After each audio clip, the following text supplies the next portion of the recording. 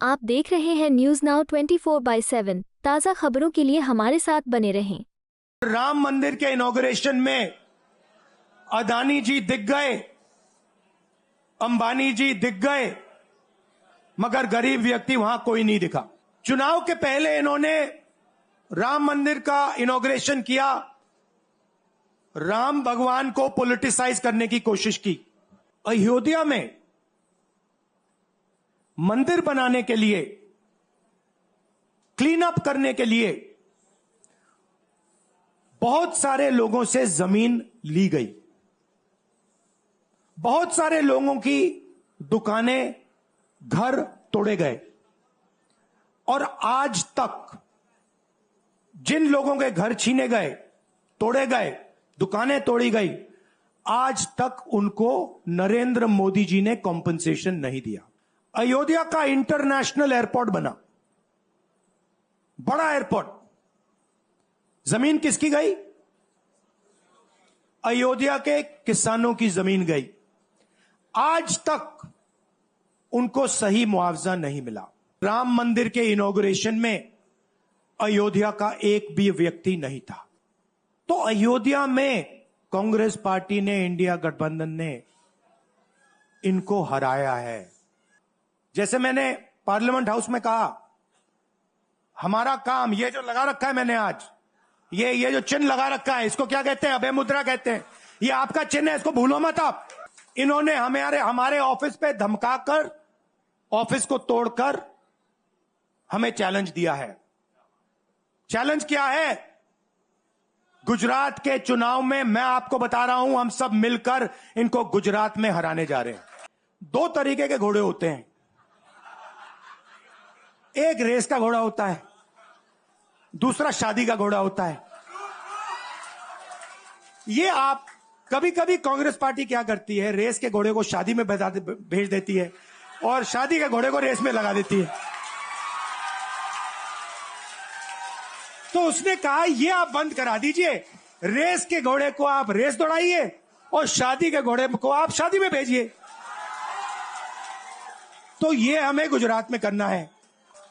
गुजरात को विजन देंगे और फिर चुनाव पूरा दम लगा के लड़ेंगे और यहां इनकी जो सरकार है उसको तोड़ के हटप्परे कर देंगे। कांग्रेस सांसद राहुल गांधी ने शनिवार को अहमदाबाद में पार्टी कार्यकर्ताओं को संबोधित करते हुए कहा कि वे मिलकर प्रधानमंत्री नरेंद्र मोदी और अन्य बीजेपी नेताओं को गुजरात में वैसे ही हराएंगे जैसे उन्होंने अयोध्या में हराया था।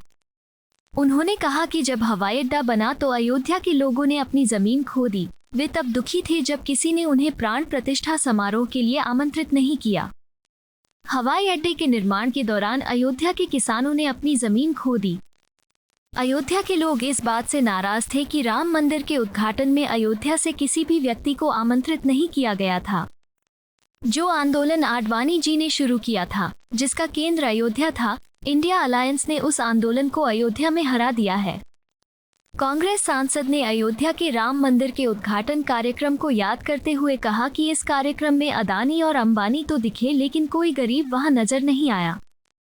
राहुल गांधी ने दावा किया कि भाजपा ने उनके कार्यालय में तोड़फोड़ की है और गुजरात में पार्टी कार्यकर्ताओं पर हमला किया है। उन्होंने कहा, जिस तरह से उन्होंने हमारा कार्यालय तोड़ा, हम उनकी सरकार तोड़ने जा रहे हैं। उन्होंने आगे कहा, गुजरात कांग्रेस में कमियां हैं। घोड़े दो तरह के होते हैं, एक रेसिंग के लिए और एक शादियों के लिए। कांग्रेस रेस के घोड़े को शादी में और शादी के घोड़े को रेस में लगा देती है। पिछले चुनाव में हमने भाजपा के खिलाफ ठीक से चुनाव नहीं लड़ा था। 2017 में हमने 3 महीने कड़ी मेहनत की और परिणाम अच्छे आए। अब हमारे पास 3 साल हैं, हम फिनिशिंग लाइन को पीछे छोड़ देंगे। आप 30 साल बाद गुजरात में सरकार बनाने जा रहे हैं। पार्टी नेतृत्व, मैं और मेरी बहन सहित सभी आपके साथ खड़े रहेंगे। पार्लियामेंट हाउस में आपने देखा होगा कि अजीब सी बात है,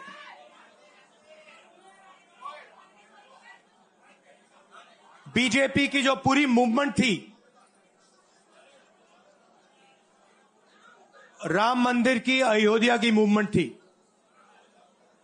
सही बात, शुरुआत आडवाणी जी ने की थी रथ यात्रा हुई थी, उसमें आपने आडवाणी जी को रथ पे देखा था। कहा जाता है कि नरेंद्र मोदी जी ने उस यात्रा में आडवाणी जी की मदद की थी। इनकी शुरुआत वहां हुई, राइट? ठीक है। रथ यात्रा चली और पार्लियामेंट में मैं सोच रहा था कि उन्होंने राम मंदिर का इनॉग्रेशन किया और राम मंदिर के इनॉग्रेशन में अदानी जी दिख गए, अंबानी जी दिख गए, मगर गरीब व्यक्ति वहां कोई नहीं दिखा। आपने देखा होगा, टीवी पे देखा आपने। अब उसका नतीजा बताता हूं। पार्लियामेंट में मैं यहां बैठता हूं, यहां पे अयोध्या के एमपी बैठते हैं। देखा आपने उनका चेहरा? इंडिया गठबंधन के हैं, है ना? मैंने उनसे पूछा कि भैया आप मुझे एक बात समझाओ, ये बीजेपी ने अपनी पूरी पॉलिटिक्स अयोध्या की पॉलिटिक्स थी। चुनाव के पहले इन्होंने राम मंदिर का इनॉग्रेशन किया, राम भगवान को पॉलिटिसाइज करने की कोशिश की, मीडिया में फैला दिया। मैंने उनसे पूछा भैया एक बात बताओ, यह हुआ क्या कि उन्होंने राम मंदिर का इनॉग्रेशन किया और इंडिया गठबंधन अयोध्या में चुनाव जीत गया? यह हुआ क्या? और मुझे जवाब उन्होंने दिया, मैं ये जवाब आपको देना चाहता हूं। उन्होंने कहा राहुल जी, मुझे पता लग गया था, तकरीबन 6 महीने पहले मुझे पता लग गया था कि मैं अयोध्या से लड़ूंगा, और जिस दिन मुझे पता लगा उस दिन मुझे यह भी मालूम था कि मैं सिर्फ लड़ूंगा नहीं, इंडिया गठबंधन अयोध्या से जीतने जा रहा है। मैंने कहा कि आपको कैसे मालूम? पूरी देश में, मीडिया में, सब जगह राम मंदिर का इनॉग्रेशन हुआ, तो आपको कैसे मालूम? उन्होंने कहा कि राहुल जी, जब मैं अयोध्या में लोगों से बात करता था तो मुझे अयोध्या के लोग सिर्फ 2-3 चीजें कहते थे। पहली बात कहते थे कि अयोध्या में मंदिर बनाने के लिए, क्लीन अप करने के लिए बहुत सारे लोगों से जमीन ली गई, बहुत सारे लोगों की दुकानें, घर तोड़े गए, और आज तक जिन लोगों के घर छीने गए, तोड़े गए, दुकानें तोड़ी गई, आज तक उनको नरेंद्र मोदी जी ने कॉम्पनसेशन नहीं दिया। पहली बात। जहां भी वो जाता था लोग उनसे कहते थे हमारी जमीन छीनी गई, सरकार ने हमें मुआवजा नहीं दिया। दूसरी बात, अयोध्या का इंटरनेशनल एयरपोर्ट बना, बड़ा एयरपोर्ट, जमीन किसकी गई? अयोध्या के किसानों की जमीन गई। आज तक उनको सही मुआवजा नहीं मिला। और तीसरी बात इन्होंने बताई मुझे, तीसरी बात, राहुल जी, अयोध्या की जनता को बहुत गुस्सा आया जब उन्होंने देखा कि राम मंदिर के इनॉग्रेशन में अयोध्या का एक भी व्यक्ति नहीं था। यह कारण थे। मगर मैं आपको यह कहानी क्यों बता रहा हूं? क्योंकि जो मूवमेंट आडवाणी जी ने चालू की थी, उस मूवमेंट को, जिसका सेंटर अयोध्या था, उस मूवमेंट को इंडिया गठबंधन ने अयोध्या में हरा दिया है। बहुत बड़ी बात कह रहा हूं। मतलब इनका पूरा जो सेंटर था, वहां पे हमने आप जैसे कार्यकर्ताओं ने, कांग्रेस पार्टी के कार्यकर्ताओं ने, और आप जाके पूछिए वहां पे समाजवादी पार्टी के किसी भी नेता से पूछ लीजिए और वो आपको बताएगा कि कांग्रेस पार्टी का कार्यकर्ता बब्बर शेर जैसे हमारे साथ खड़ा हो गया था, 1 इंच पीछे नहीं हटा। तो अयोध्या में कांग्रेस पार्टी ने, इंडिया गठबंधन ने इनको हराया है।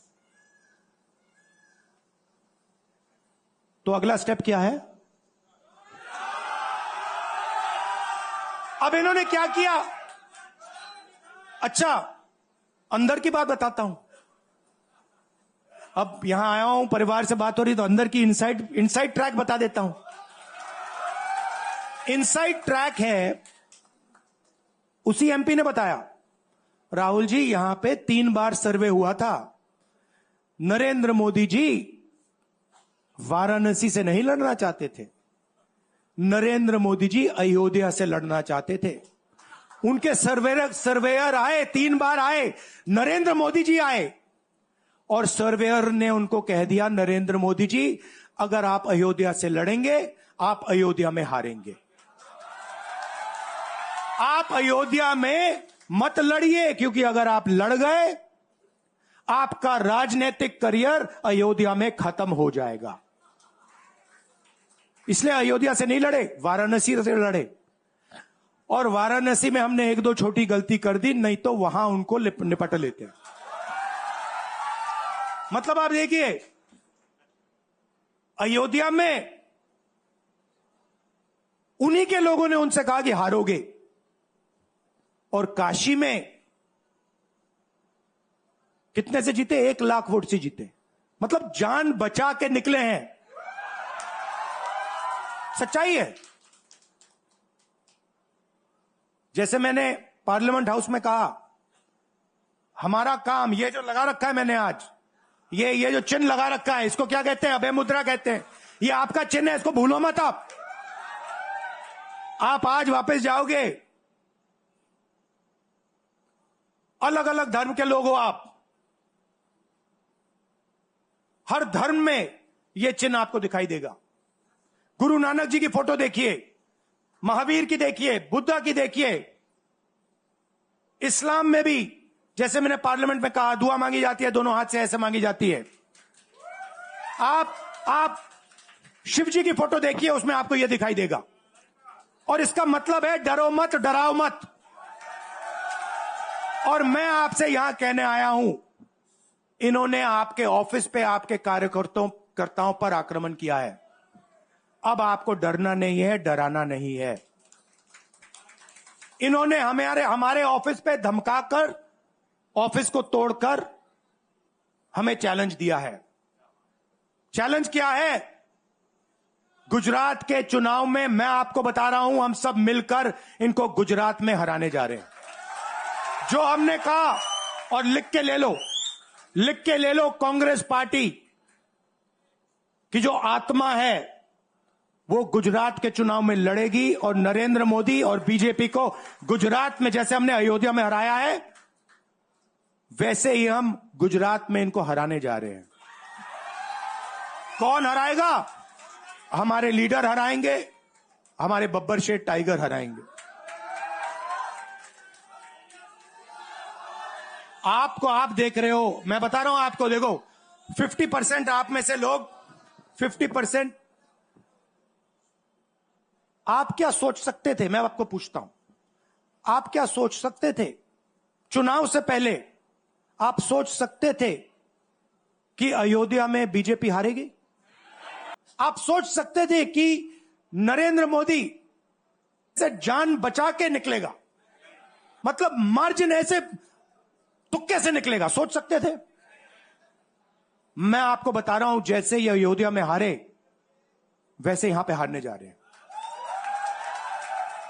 आपको सिर्फ एक काम करना है, एक काम करना है आपको सिर्फ गुजरात की जनता को सिर्फ एक बात बोलनी है,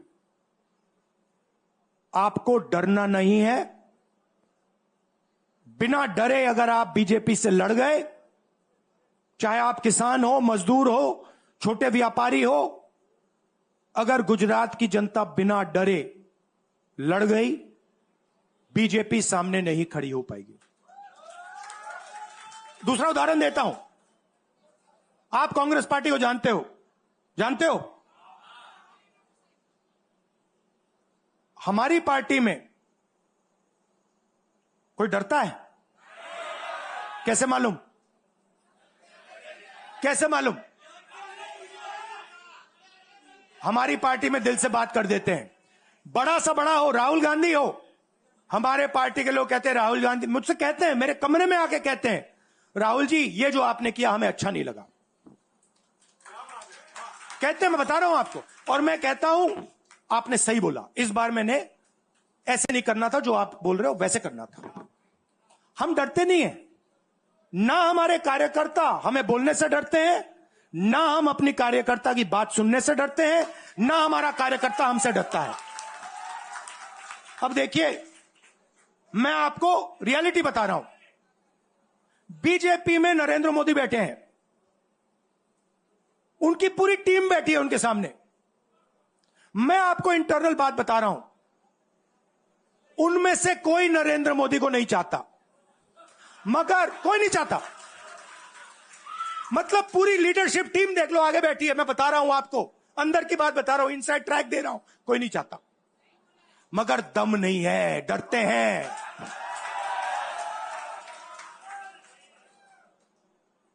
अगर नरेंद्र मोदी जैसा लीडर कांग्रेस पार्टी में होता, पूरी कांग्रेस पार्टी खड़े हो जाती, कहती है नहीं हम डरते नहीं है, हटो यहां से।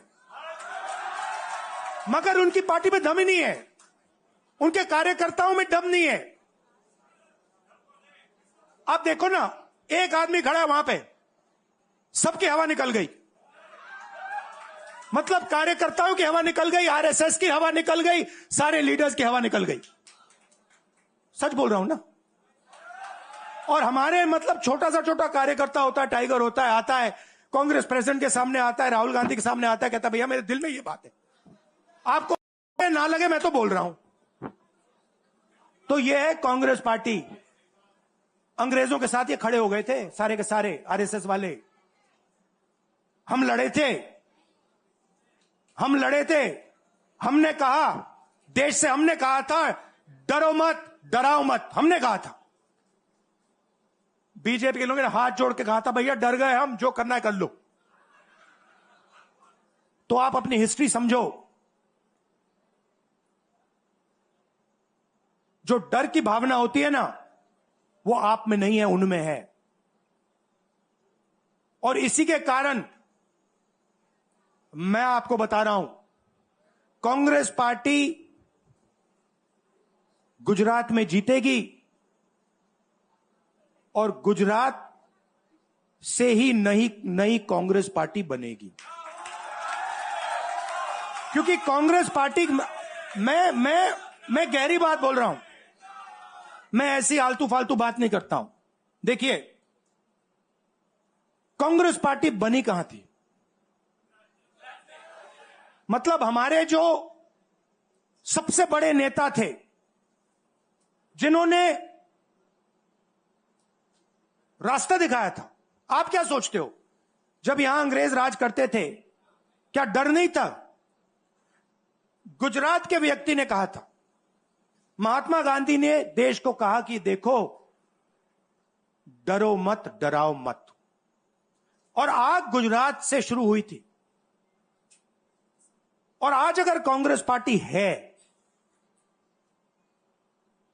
तो वो पार्टी, वो भावना, वो सोच गुजरात से शुरू हुई थी। इसीलिए जब इन्होंने हमारा ऑफिस तोड़ा, मैंने सोचा भैया मौका मिल गया, अब हम इनको सबक सिखाएंगे। जैसे इन्होंने हमारा ऑफिस तोड़ा, वैसे ही हम उनकी सरकार को तोड़ने जा रहे हैं। अच्छा, अब मैंने डरो मत की बात करी, मगर एक शिकायत भी है, एक शिकायत भी है। यह भी नहीं है कि कांग्रेस पार्टी गुजरात में कमियां नहीं है, ये कहना पड़ेगा, कहना पड़ेगा। कमी क्या है? एक कार्यकर्ता ने मुझे बहुत अच्छी तरह बताया, कांग्रेस पार्टी के कार्यकर्ता ने, राहुल जी कहता है मुझे, राहुल जी ये कांग्रेस पार्टी में एक मुश्किल है, दो तरीके के घोड़े होते हैं, एक रेस का घोड़ा होता है, दूसरा शादी का घोड़ा होता है। ये आप कभी कभी कांग्रेस पार्टी क्या करती है, रेस के घोड़े को शादी में भेज देती है और शादी के घोड़े को रेस में लगा देती है। तो उसने कहा ये आप बंद करा दीजिए, रेस के घोड़े को आप रेस दौड़ाइए और शादी के घोड़े को आप शादी में भेजिए। तो ये हमें गुजरात में करना है। जो रेस का घोड़ा है, जो तैयार है, दौड़ने के लिए तैयार है, उसको रेस में लगाना चाहिए। और जो हमारे शादी के घोड़े हैं, जो हैं वो हैं, उनको हमें शादी में बारात में नचा देना चाहिए। तो अब मेरा कहना है कि यह काम सीरियसली करना है। हम पिछले चुनाव में, आप भी जानते हो, मैं भी जानता हूं कि हम बीजेपी से पिछले चुनाव में नहीं लड़े थे, ठीक से नहीं लड़े थे। उससे पहले चुनाव में 2017 में हम 3 महीने कह लो, 4 महीने कह लो, 4 महीने 3 महीने हम लड़े और नतीजा आपने देखा। आपने देखा, गुजरात के सीनियर नेताओं ने मुझे बस में कहा, मैं बता रहा हूं आपको इनसाइड ट्रैक, मुझे बस में कहा कि राहुल जी गुजरात में हमें 40 सीटें मिलेंगी। मैंने उनसे कहा 40 नहीं, हम चुनाव जीतने जा रहे हैं। और 16 सीट से हम चुनाव हारे। अब 3 साल है, 3 महीने में हम फिनिश लाइन तक पहुंच गए थे। 3 साल में हम फिनिश लाइन को मतलब उधर पीछे छोड़ के निकल जाएंगे। मैं आपको यहां कह रहा हूं कि आप लोग गुजरात में कितने साल बाद, 30 साल हो गए, 30 साल हो गए। मैं आपको बता रहा हूं, मानो ना मानो, आप में से 50% अभी मान रहे हैं और 50% कह रहे नहीं भैया नहीं होगा। जो 50% मान रहे हैं, मैं आपसे बात कर रहा हूं, जो 50% मान रहे हैं, मैं आपसे बात कर रहा हूं। आप लड़ जाओ और ये बाकी 50% बैठे हैं, उनकी माइंड बदल दो, नैया पार हो जाएगी, सरकार बन जाएगी। और मैं आपसे कहना चाहता हूं कि एआईसीसी की टीम, राहुल गांधी, मेरी बहन, सारे के सारे सीनियर लीडर आपके साथ यहां खड़े होंगे, आपके साथ मिलकर इनकी सरकार को तोड़ेंगे। आपने बहुत सहा है, बहुत लाठियां खाई हैं, बहुत अपमान हुआ है आपका, गालियां खाई हैं आपने। अब बहुत हो गया, अब इनको हमें सबक सिखाना है और हम इनको हराने जा रहे हैं। और नफरत से नहीं, मोहब्बत से आप देखना, मोहब्बत से हम इनको हराएंगे। कैसे? क्योंकि नरेंद्र मोदी जी का जो विजन था, वो गुब्बारा जो था वो फट गया है, फटाक से वो फट गया है। आप सोचिए, पार्लियामेंट हाउस में नरेंद्र मोदी वहां बैठे, मैं यहां, और मैंने प्रधानमंत्री जी उनके सामने कहा कि नरेंद्र मोदी जी, आप एक व्यक्ति भी नहीं कह सकता हूं, पता नहीं आप क्या हैं, क्योंकि आपने ही कहा कि मैं नॉन बायोलॉजिकल हूं, मैं बायोलॉजिकल नहीं हूं, और मेरा सीधा डायरेक्ट कनेक्शन है ईश्वर से। अरे भैया, आपका डायरेक्ट कनेक्शन है ईश्वर से, तो अयोध्या कैसे हार गए? कैसे हार गए? तो हमारे प्रधानमंत्री सोचते हैं कि बाकी सब लोग बायोलॉजिकल, गुजरात की जनता बायोलॉजिकल, गांधी जी बायोलॉजिकल, हिंदुस्तान के किसान मजदूर सब लोग बायोलॉजिकल, और Narendra Modi non biological. Speaker sir ने मुझे कहा ऐसे मत बोलिए। मैंने कहा मैं थोड़ी बोल रहा हूं,